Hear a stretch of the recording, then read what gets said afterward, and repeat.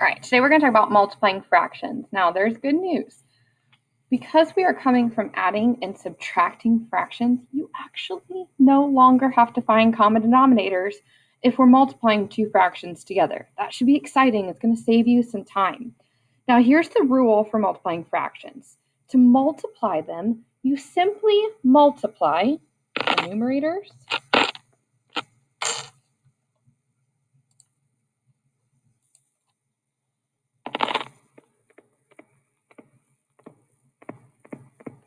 and the denominators. In other words, we're taking the top of one fraction times the top of another fraction. Remember, the top number is our numerator. And we're multiplying the bottom times the bottom. And remember, the bottom numbers are our denominators. So it's as easy as that. Let's practice together. The top times top on this first fraction is going to give us 9, and the bottom is going to give us 35. Now remember, we're not always done.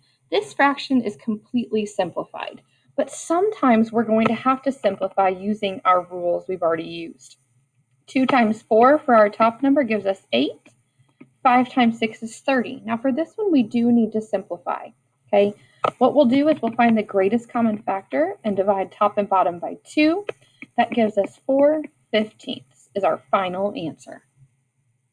Now we're not always just going to multiply two fractions together. Sometimes they'll give you more than 2. So let's try this one. We're going to use our rules for PEMDAS, where if we have multiple factors in a row that we're multiplying, we just take the first 2 that we get to.